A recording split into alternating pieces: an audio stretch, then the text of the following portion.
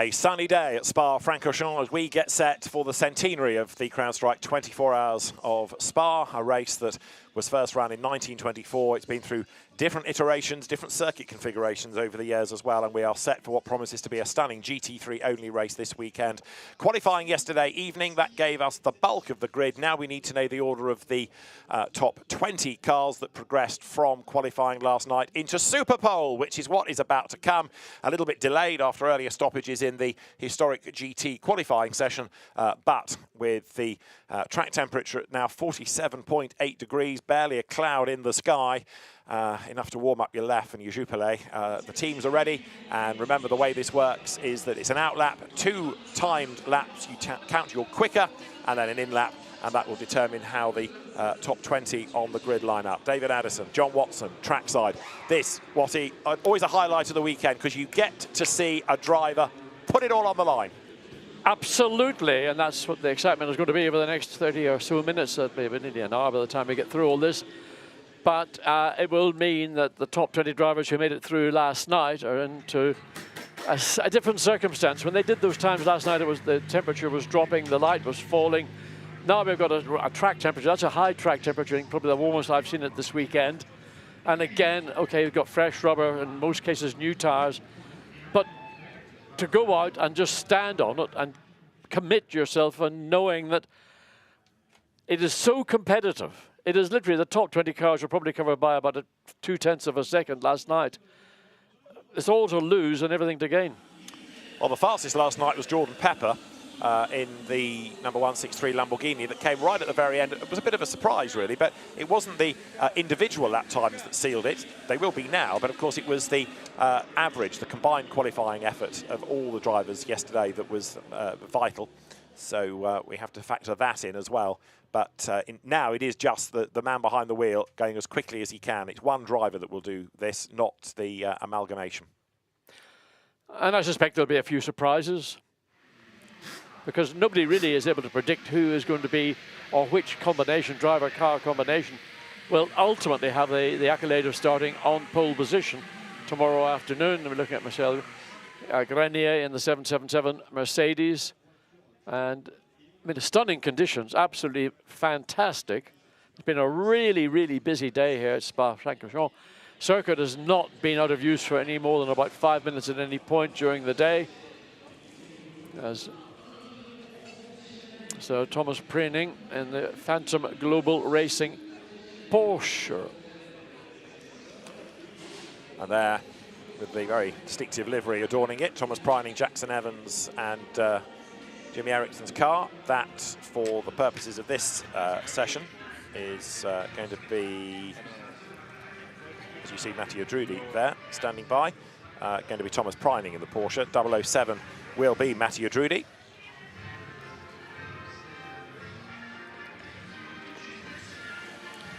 And the first car is going to be 777. The Almanar Racing by GetSpeed car. Michael Grenier will be at the wheel of that. So that will go at 16:17. They're all given an allotted pit exit time. You're allowed a little bit of tolerance either side, but not minutes, only sort of 10 seconds or so. And the Almanar by GetSpeed Racing car will go first. So you've got Michael Grenier to go first, and then it will be Simon Gachet, the last man out. Interestingly, although Jordan Pepper did the time last night, John, Franck Pereira given Superpole duty in the Lamborghini. I mean, teams make decisions, and sometimes you wonder what's the rationale behind it, but that's what the team has chosen to do as we look at the 188 McLaren. So that's going to be Marvin Kirchhofer, maybe not a big surprise. Very, very quick driver, particularly in a Garage 59 McLaren as a 720S. So, I mean, I don't know who you're going to pick. Andrea Caldarelli, we saw this. This is going to be Andrea Caldarelli in the Iron Lynx Lamborghini. It's a real stick a tail on a donkey as which driver-car combination will end up on the front row of the grid. And we saw we saw Jordan Pepper do that stunning lap last night. Whether the car can repeat that again this evening is difficult to know. Green flag shown. So the pit lane now is open, and that means that Michael Grenier, who is from the Gold Cup, we have cars in this from Pro, Gold and Bronze. they will go. The pit lane is open. That means they can go onto the fast lane, and then they've got that tolerance either side of their allotted exit time. They go at 1 minute intervals and 2 laps, as I say, with the better of the two being the one that you count. There is 88, that being the Lorenzo Petresi Audi that will venture out in due course. That will be the 3rd car to go. You should have Grenier, Simon Gachet, Lorenzo Petresi, Andrea Caldarelli as the first 4. That's the car that was quickest last night, that sort of non-Lamborghini looking Lamborghini in the Mountain Wolf colours from Pereira. The very fast Frenchman will go for the 2 laps in that car. Best lap last night then of Jordan Pepper.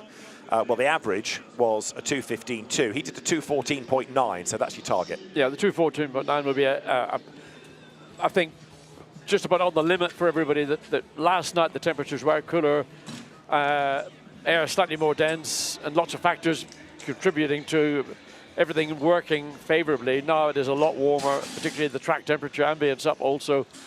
So a 2:15 something is probably going to be about as quick as we're going to see. Having said that, I'll probably be proven totally wrong, and we'll get somebody doing a low 14. But anyway, look, we're here. We're going to sit and watch what these drivers are going to do.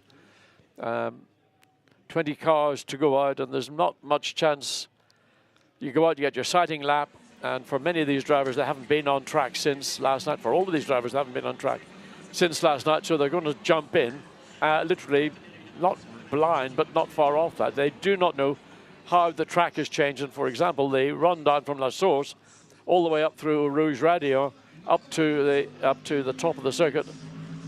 This morning, one of the historic GT cars lost all its oil, and there's a whole lot of speedy clean, a speedy dry pit on the track. The residue of which is still, you can see it on the track. That's the very light sandy color. So for these drivers, they've not been on track. They've no idea what the grip levels are like, how much they have changed, or have they even changed. First one to go, Mikael Grenier then in 777, the car that was 20th on average last night. They go in reverse order, so this was the 20th out of the 20. Still, again, 66 cars, a very good effort. Mikael Grenier, Lamborghini Super Trofeo Europe champion. They're going down the pit lane, also getting ready is then Lorenzo Petresi in the number 88 Audi. So he will venture out. Quite a compliment to put Lorenzo Petresi behind the wheel in this top 20 run out. So he's still, what is it, 18 years of age. Big commitment, big responsibility. I'm getting my Audis confused. That was Simon Gachet, forgive me. Similar dark hue, but that's Simon Gachet. So he will go for Haas RT, the team that's relatively new to racing in this level of GT3. They came to the Gulf 12 Hours, the IGTC round last year. This, I should say, as well, is a round of Intercontinental GT Challenge powered by Pirelli, but first time we've seen them at Spa. And isn't that a car that had an off last night in the nighttime practice? Dennis Lynn, somebody told me, had an off. Don't think it was a big one, but the car had to be brought back. So obviously, again, a team having to get a car rebuilt. They don't know if everything is going to be absolutely as they had prior to Dennis Lynn slipping off. So anyway. This is Mikael Grenier, who is about to start his first lap. So now we need to keep an eye on the times and see who can do what up towards the exit of the chicane. So treble 7, Mikael Grenier, he's the first to go. You can almost guarantee one thing with Mikael Grenier, that on this first flying lap, he's going to get purples in every sector. Very true indeed. He will be the pioneer. Let's see what he can do then. So this is from the Gold Cup, this Mercedes. And let's listen to if he's flat.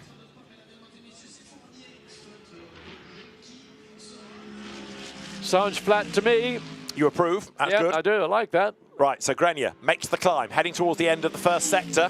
This will be our first reference point. Comes up the Kemmel Straight then, and of course it is going to be an absolute best, a 63.428 on the first lap, and it's a 39.1 on the first flying lap of his run. I have to say, the car looks very planted, looked very good coming through Eau Rouge up over the top of Radio, and then through the exit of Les Combes, not running way wide over the curb and scattering gravel all over the circuit. As the Audi now begins its way, Simon Gachet behind the wheel. Indeed so. Right, Grenier then, of course, will have another lap at the end of this. Gachet is through now. And we'll get him onto a flying lap very shortly. Mikael Grenier down through Porn. Looks good, looks solid, looks competitive. Up the curve on exit. The Canadian driver then now into, with a little bit of a twitch, the pith path, but he gets the car settled again. Rides the curb on the inside. But he looks to have a good level of grip, runs slightly wide coming out of Fania, then down into Campos. A little move on the wheel just to straighten the car up. Again, it'll be a purple sector. Yes, it is. But now Simon Gachet in Sector 1 has actually gone quicker than Mikael Grenier did on his first flying lap. So Grenier now in that final sector of his first flying lap comes up to conclude a lap time. Simon Gachet on his first sector time ahead of the Mercedes. So already the battle is been joined. Right, so Grenier up towards the chicane. This will be his first lap. We've got, what, 4 cars in the contest from gold up towards the line, and Grenier not only looking for a good time within the top 20 but a class pole as well. 2:14.9. Well, there we go. If that's the 20th car in this top there, Simon Gachet all over the curbs on the exit of coming out of Pouhon, now down into Fania. Runs a little bit wide in the middle of the corner, has to correct it to get it back, to get a good exit, not to lose too much time. Runs right out to the very edge, and Gachet absolutely, this is going to be purple, I suspect, the middle sector for the Audi. Waiting for the time. Oh, it's not, it's green. But Lorenzo Patrese in his first sector, he's gone purple by over half a second. But Grenier has another lap, don't forget, and we'll see what he can do on it when he gets to the end of the first sector, which he's about to break. So Mikael Grenier a little bit slower in the first sector. Gachet on the limit, 2 wheels up the curb. That's okay, down to the chicane. He's got to be to 2:14.997. Brakes for the chicane, lots of curb on the inside. And the French driver now floors the throttle, hauls the car out the other side, about to break the beam. 2:14.9 or better, 2:15.0, not good enough.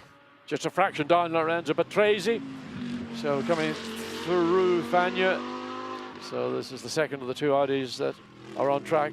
Just about, again, running very similar to Gachet. The exit of Fania just out to the very edge of the track. Need to watch it here out of Campos. Keeps it pretty much ideal on that exit now. Early, runs a bit wide early at the exit of Paul Francoeur, but hopefully hasn't lost too much speed. Purple for Sector 1, green Sector 2. So maybe lost a little bit of time in that second sector compared to the time he established. That a very strong first sector time, over half a second quicker than anybody. So the timing line beckons as up he comes. Grenier's about to box off his second lap, don't forget, behind on the road. But Patrese then comes up towards the line. Let's see what this is going to be. A 2:14.9 is the benchmark, and he breaks the beam at 2:14.1 to go quickest yet. Brilliant lap by Patrese, 2:14.158. Here's Grenier's second effort. Yeah, 0.8 of a second in that final sector for Lorenzo Patrese. So Grenier out of the chicane, he's fallen to second. So now we know that a 2:14.1, really a high 2:13 is where you've got to be pitching, and a 7:07 is an improvement on his first lap, but it doesn't give him pole. So now let's have a look and see. Andrea Caldarelli, personal best, Sector 1, so he's going to be looking for purples. Runs right out to the very edge of the Paul Francoeur, but just launches the car up the hill. Listen, flat out through Blanchimont. Needs to be flat out through Blanchimont. Personal best, Sector 2. So Caldarelli to the chicane. Gachet, I think, has given up on his lap because he's just dropped 4.5 seconds in the middle sector. Andrea Caldarelli then, and we now know you've got to be in the 13s, really, or the very, very low 14s to have a chance of being at the pointy end, but we're bound to get to the 13s at this rate. Up to the line comes Caldarelli. Lap 1 completed, a gentle lap, 2:15.308. That's a bit of a surprise. Yeah, in that final sector, he ran the curb aggressively, and I think arguably maybe he lost himself a few tenths of a second as Riccardo Patrese, the patron of the Patrese family, looks to see what his son has done. He currently is quickest of the 4 cars that are recorded a time. So this is Arjun Maini, who is now on track in 77 for the Haupt Racing Team. It's another Gold Cup entry. Arjun Maini, the Indian driver, then accelerates on. We've got Patrese then with another lap to do, but he's the fastest. And he's gone slightly quicker again in both of the first 2 sectors of the lap. You're looking at Maini, but Patrese ought to be able to go yet faster. he could arguably be the first driver to break into a 113, a very high 113, but nonetheless, as long as he's got enough grip and rubber underneath him for this final sector, got to get through that flat out turn at Blanchimont, then up to the chicane, stop the car, not overdrive, and then get across start-finish line to see if he can make any further improvements. Miney does a 2:14.692. Petresi a 2:14.006, quicker still. He's not quite dropped into the 13s, but that's a really good effort. So close. Two extremely good laps from Lorenzo Petresi, and you can see the appreciation within the team. They know that their driver has delivered for them, and that's a challenge now for the rest of the field. I think it's going to be interesting to see if anybody will break into a high 1 at 13. There's tough drivers out there that are capable of it. Marco Wittmann in the Rover Racing BMW.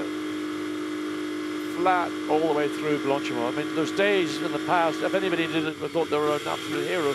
Now it's virtually the norm for everybody. Through the chicane comes Wittmann then, the winning driver of last year in this Rover Racing BMW, up to the timing line, breaks the beam, and a 2:15.137, gentle first lap. Yes, currently that places the car 5th quickest, so when you say Andrea Caldarelli has made improvements in first and second sector, again so aggressive through the entry into the chicane, and I don't believe that's the way to do it, but Andrea, he's done it now consistently, and he's looking to see further improvements. He's 1 position gained, so that puts Caldarelli up to 5th, and he'll not be happy with that. No, another driver quicker on their second lap. The only one that's not improved was Gachet, who just basically bailed. This is Maxi Goetz, a winner here in British GT a week ago. Absolute best middle sector. So this could be a threat to Lorenzo Petresi. He's up a personal best by 4/10 of almost half a second, and then just a fraction under in that middle sector. So Maxi Goetz has got to be neat, tidy, control. That's really what is necessary in this final sector. Control, don't overrun. How much difference Goetz is there compared to what we saw Caldarelli in the Lamborghini, and it may actually pay dividends. 13, possibly? No, 2:14.312. So that puts him second fastest with another lap still to go do. This is Arjun Maini. He did a 14.6 on his first effort. I'm not convinced it's going to be any better looking at this. Maybe a little bit deep into the chicane. He's out of the chicane now. He's a little bit wide. Up to the timing line. The clock ticks. A 12, a 13, a 14, 4, 9, 1. Fractionally faster. Yeah, so we've got Petresi, Audi Goetz, Mercedes, Mani, Mercedes, Grenier, Mercedes, then Simon Gachet in 5th. Right, now this is Wittmann, who is 7th, and he's down by 6/10 in that first sector. That's a lot of time to lose. We didn't get to see the beginning of that first sector, so we have no idea where the time has lost. He's pulled it back effectively in the middle sector, but now you can see the time is actually reduced significantly. So this is not going to be a great lap for Marco Wittmann in what would have been the race-winning car from last year.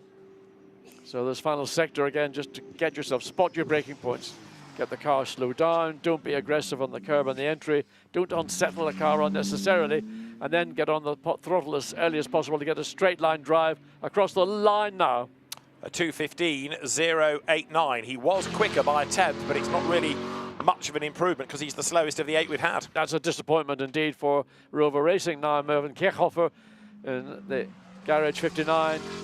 McLaren 720S, so personal best, understandably. Oh, purple in the middle sector.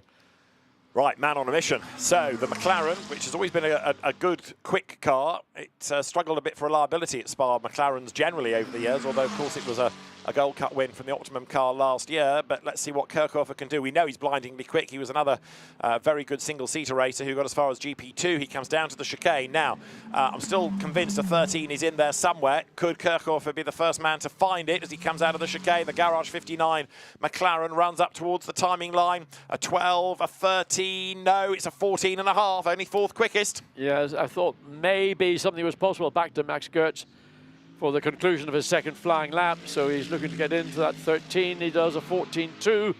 So consolidates himself as currently second quickest out of the 9 times we've recorded. Another 11 to go. So Max Hesse in the 998 BMW. Can he do any better than we saw from Marco Wittmann in the sister car? Well, he did on his first lap, a 2:14.8. So that put him 6th. But he's down again in the sectors. Well done in Sector 1 and Sector 2. Riding with Gilles Magnus next, as he comes up towards the chicane. There's the Santa-Lock Audi. We know that Gilles Magnus is a real gun, so let's see what he can do. A local boy too. Yeah, indeed. So, former touring car racer, managed by touring car world champion Rob Huff, and across the line a 2:14.211. Second quickest. Good effort. Yeah, extremely good effort. Back to Max Hess. Hess in the 998 BMW and comes across the line 15.0, so small improvement in that particular lap. But yeah, went a bit slow than his first. Just seventh over. I'm just looking at seventh position. So first of the Aston Martins, personal best, first and second sectors. Now up the hill. Oh, yeah, up. First of all, you've got to get through Blanchimont before you start really getting into the steep part of the climb up to the chicane. If you take Simon Gachet out of the equation, who bailed on his second lap, Max Hesser is the only person that didn't improve in terms of a proper effort on the second lap. Here's Enrique Chavez then, up towards the line, and the Aston Martin does a 2:14.857. So that's seventh fastest, and we wait for Marvin Kirchhofer in the background, whose first lap was a 14.5. Let's see what he can do. Here he comes. He's still going for it. Definitely. I mean, that was a big commitment coming through the exit of Blanchimont. You can see there was very little left in terms of grip. Again, pretty good through the entry into the chicane, up the hill, and doesn't overrun on the curb and the exit, so not losing too much time. Will he do 13? No, it's a 14.3. So an improvement by just under 0.2 of a second. So that's another driver, and you would expect it really going better in the second lap. Mathieu Jaminet next in the Porsche. So second sector time, green or purple? Green. But it's not necessarily individual sectors, it's how you string them all together. And Jaminet trying to build this lap, as Magnus is building this lap, going quicker than he had on his earlier one. So green, remember, is better than you have done before. Purple is better than anybody. It's purples that we're looking for. Yes, it is, but actually 3 greens can often actually lift you right up to the very top. So it is the average of the 3 sectors that counts. You can get a purple, but if you don't consolidate it with 2 greens, then you may lose out to somebody who's got 3 greens. It comes across the line, 2:14.4. So that currently places the Porsche at 5th. Gilles Magnus comes across the line, 2:14.2. Consolidates in 2nd place. He's gone 5 thousandths quicker than he did on his first lap. 5 thousandths. This is Jules Gounod. He's going to be a man to watch. Double winner of the event now, the Mercedes. No purple for Jules so far. And still nobody in the 13s. So far. So far, but we haven't done yet. So far. So Jules Gounod comes through Blanchimont, heading up towards the chicane. Again, you'd hear the front splitter just kissing the tarmac. And that's that sort of noise you get. And looks pretty good through there, gets a nice return, cut back to the left to make the exit of the chicane. So what will that ultimately be in an overall lap time? 5th quickest. Okay, so that was a 2:14.403 for Jules Gounod. This is Enrique Chavez's second lap, a 14.857 it was, and a 2:14.505. He improves it 2. So the Aston currently in 8th position. Dorian Boccolacci, very quick Carrera Cup racer, former Formula 3 driver, teammate to Alex Albon in his Formula 3 Euro Series days, comes then now up through Pif Paf, and again, of course it would be a personal best because it's the first push lap he's had, but we need to see where this drops him into the grand scheme of everything. Patrese is still the man on provisional pole position. I have to say it was extremely impressive. 2 laps by Lorenzo Patrese, and the joy in the team was there for all of us to see and enjoy ourselves.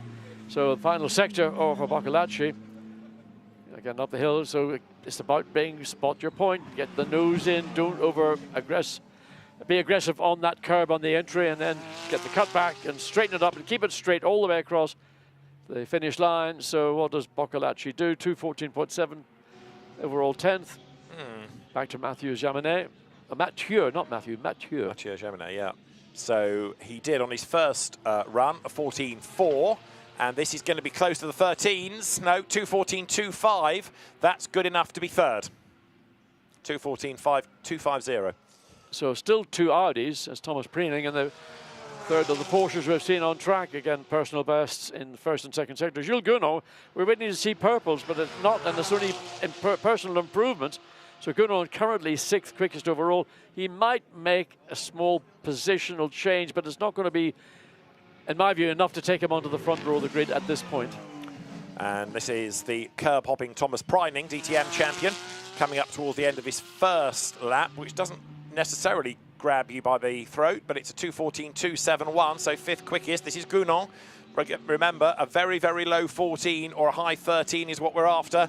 11, 12, up to the timing line. Jules Gounon does a 14.0 to go second fastest. Excellent, excellent lap by Jules Gounon. That was definitely a lap that he had to dig deep to find, and he achieved it on the provisional front row right now. 33 thousandths shy of Lorenzo Petresi. Mattia Drudi is your next one to go then in the 007 Aston Martin. Coming up now through the Superpole Frère. Speed building here. So the Aston rumbles its way up the hill, and Mattia Drudi will be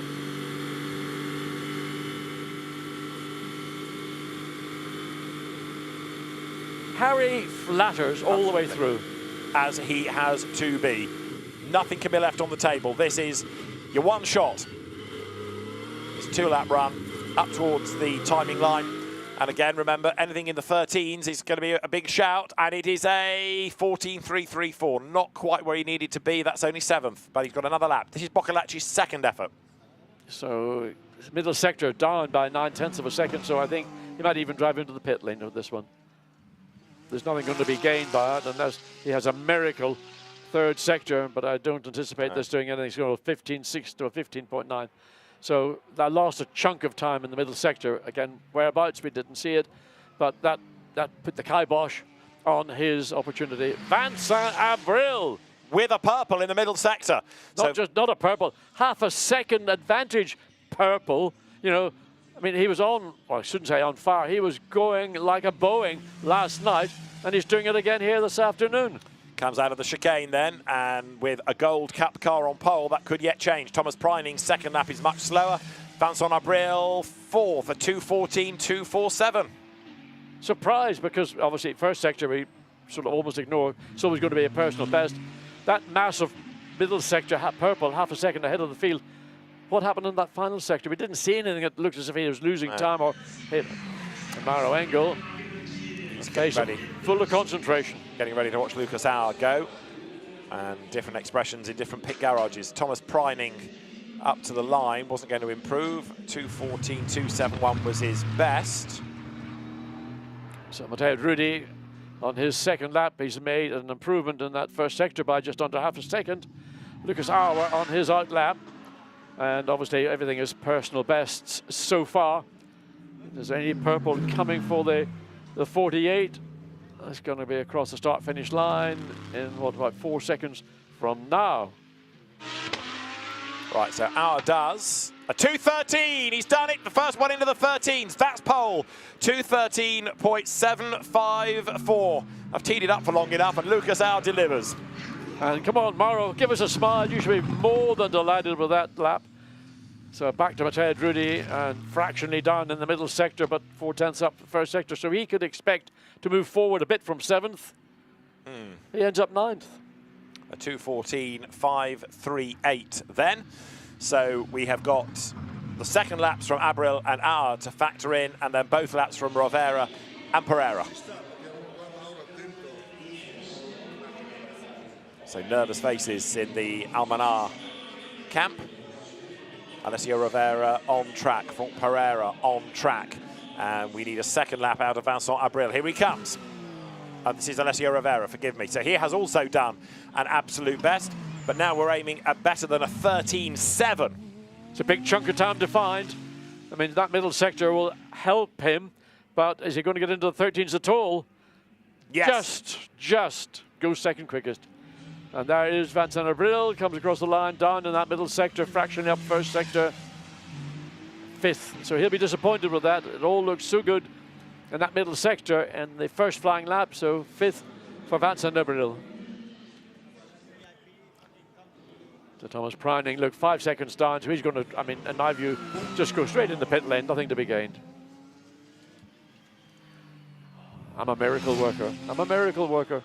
I've often said that special words for you, John. Franck Pereira, the man that takes over the car that was quickest last night, and Lucas Auer a little bit down. I think he's realised he can't go any quicker. 7/10 to drop in the middle sector is a lot. This is Pereira's first effort then. So, personal best, obviously, because it is his first flying lap. He can go no slower, really, without a drama. And this could be in the 13s. It is. It's a 13.8 to go second. Yeah, so personal best in every sector. No purple itself. Good enough to put in provision in the front row of the girls. Lucas Auer comes across to complete his second flying lap, and it's not going to be a 13. It's going to be a middle 14. He's done all the hard yards in that first flying lap. Amazing final sector from Lucas Auer, and the team are going to be, I think, delighted. Alessandro Rivera down fractionally sector 1. Watch the exit of Fania. Don't overrun on the exit. Let's have a look on board. There we go. Not too bad. Then slow it down. Make the entry into campus. Push hard here. Remembering that it's easy to overrun on the exit now. Entry into Paul Rivera. Fractionally up. Got purple in that middle sector. But his first sector time is going to take an awful lot of clawing back to get that car into a 13.7 or even anything a sub 2-minute 14 lap. Right, so you've got Rivera having dropped a little bit of time, but then recovering in the middle. You've got Pereira pushing. Let's see, this is Rivera's view, down to the chicane. 2 corners, a right and a left, and then the squirt to the line to go. And he's got to do better than a 13.7. Look at the clock, tick, tick, tick. 9, 10, he's on the power. The white line across the road beckons. 12, 13, it's a 2.14, 1.31. Slower than his first effort. So back to the Lamborghini. So Franck Pereira behind the wheel. So up fractionally by just over 1/10 of a second, coming down to the second sector split time. Jordan Love saying, not Jordan Love, waiting to see whether this is not purple either, so that's a disappointment. There is pace in that car, but maybe in the circumstances, different weather, different ambient temperatures, Franck Pereira just hasn't been able to drag that last couple of tenths of a second out of the Lamborghini. But it's not all down yet. We've still got this final sector, and we know that 3 greens is good enough, and that's what Lucas Auer did until he got the purple in that final sector. Up towards the timing line then. He has got to try and get into the 13s. It's not going to happen, I don't believe. He breaks the beam, and it's a 13.7. He's done it. He has gone quickest. Franck Pereira, last man across the line, and he's done it. It looked like he was going to be too far away from the line when he came out of the chicane, but Franck Pereira has nailed it. 2:13.718. And Maro Engel's expression says it all, but what an amazing weekend for the Grasser Racing team. Jordan Pepper last night, Franck Pereira in Superpole. Wow. Well, what a lap. I mean, absolutely. That last sector was the sector that sealed that grid position, and I mean, great effort by Franck Pereira. I mean, when you see 2 greens, you're not always expecting a big lump of purple coming at the very end, but that's what Franck Pereira achieved. And why is he running down the very dirty part of the racetrack, getting those tyres, those Pirelli tyres, clogged with whatever the residue of the oil spill was earlier in the day? But anyway, so great effort by Gottfried Grasser's Lamborghini entry, and great effort indeed by Franck Pereira. So Jordan Pepper, you could see he was the driver that was in the car last night when it was so quick. So Jordan Pepper showed concern initially when we caught him in the pit lane, then the joy erupted as if Vesuvius had erupted once again. Well, Franck Pereira's effort, outstanding. And I was absolutely convinced, looking at track position, that he just wasn't going to get to the line in time. I was going to let you talk yourself into that. I thought, no, here you go, David. Here you go. Come on, you give us your advice. Go on, Lenny. There we over are. the cliff. Yeah, thanks. And Lucas Auer, I mean, he thought it was a done deal. And yeah. I think, obviously, the entire Mercedes team thought it was a done deal. Look, then both cars starting in the front row of the grid. It's a 24-hour race. Other than the bragging rights of having pole position here this weekend, it's just one of those things. What's interesting is how many drivers struggle to get into the 13s, and that Franck Pereira was able to do both in the 13s. Run Marine's in the pit lane, so is Daniel Moran, whose car just missed out. And it looked like it might be pole for the Windward guys here today, Daniel. So close, just thousandths of a second, but you've got 24 hours to make it up. Yeah, it's a cool experience. Being in the top 20 is nice. The track ramped up like crazy, and everybody loaded the hyperdocks today. I mean, the lap times are incredible. That was a lap record, I mean, by a long way as well. But really exciting. I mean, we're happy to be there. We have a strong car. We know we have a good race car, which is important. And like you said, 24 hours. Let's see what we can do. Hopefully, I can get in the car this year. This will be hopefully my first Spa experience. We wish you the best. Thanks. Well, it's been here before, but luck hasn't been on his side. Hence, he's never actually got into the race. Whew, catch your breath after that. I mean, stunning. I mean, absolutely fantastic. And, you know, in part, as Daniel mentioned, the track is much quicker because of the amount of resurfacing that's taken place. But it's not been all around the critical parts of the circuit through Eau Rouge and up through Blanchimont. That's still the circuit that we had here last year. But the bit up from Lake Coombe and all the way down and other parts of the circuit, that's where the time has been made. But, I mean, Frank Pereira, absolutely stellar. And that final sector to pull out a purple time as he did. Look, there you go. There's a happy team. Grasser Racing absolutely overjoyed. Oh, we thought they looked pretty chuffed last night, didn't we? An Austrian team. That's right. The Grasser Racing I know it's team. right. Well, I know it's right. I'm agreeing with you. What's also encouraging, and you touched on this last night, is that Grasser pioneered many of the successes of Lamborghini. Then along came the FFF racing team and won a lot, but also positioned itself as top dog. Iron Lynx has come along into the Lamborghini fold, and Gottfried Grasser's kind of saying, don't forget about me, look, we can still do it. But go back a bit further, and don't forget about Hans Reiter, who ran the Gallardos, and the Lamborghini brand has gone through a number of different iterations. And here we are back with Gottfried Grasser's team, and I mean, look at that, quite rightly too. Pole position for the fantastic centenary edition of the CrowdStrike 24 Hours of Spa. Frank Pereira is your Rover Pole Position Award winner.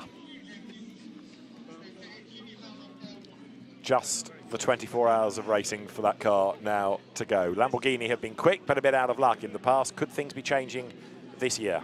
Fascinating to see. Frank Pereira helmet off, balaclava off, Pirelli cap on, teammates with him. And let's then have a look at the order at the end of Superpole. Frank Pereira ahead of Lucas Auer, Alessio Rivera third, and Lorenzo Petresi fourth, heading gold. Brilliant effort. Jules Gounon fifth from Vincent Abril, and then Gilles Magnus. Mathieu Jaminet eighth from Maxi Goetz, and then Thomas Preining. Mathieu Drudy 11th from Marvin Kirchhofer, and then Arjun Maini. Enrique Shams 14th from Mikael Grenier. Then it was Dorian Boccolacci, a long way back ahead of Max Hesse, Simon Gachet, Andrea Calvarelli only 19th in contrast to Frank Pereira's efforts, and Marco Wittmann, last year's winning team, only 20th. So Frank Pereira has done it. He is the fastest, 36 thousandths of a second the margin. He's with Antonio Rankin. Frank, an incredible lap, particularly in the last sector, and you are now on pole for the 24 Hours of Spa. Yeah, it's amazing. I really want to thank GRT and Lamborghini to give me an incredible car. I think we have done a great job since the beginning, and you know, it's just like a gift. You know, it's most important is this weekend, and but it's really good that we show a great fight, great spirit, great group work between all together, and this is really important to fight for the win this weekend. Well, congratulations. This is a huge moment for you. Here's Alexander Coleman from Rover to present your Rover Award. There is that Rover Oil Pole Position Award. Well done, Frank Pereira.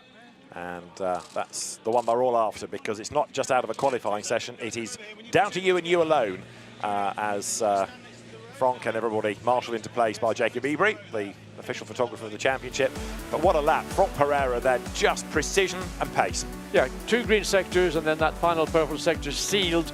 An unbelievable lap from Frank Pereira in the Grasser Racing Lamborghini, and comes across the line and 2 minutes 13 point, and it's only about a few hundredths of a second quicker than Lucas Auer did in the Mercedes, but it doesn't matter. He achieved that lap time. He will have the privilege, the pleasure, and all the joy that goes with it, starting from pole position. And that's going to be, and well, the race will be 20 minutes old by this stage tomorrow. Hard to believe. So Frank Pereira in that Mountain Wolf Lamborghini takes pole position for Gottfried Grasser's team. And Franck, who is a Lamborghini factory driver, of course, put into that team, still posing for photographs.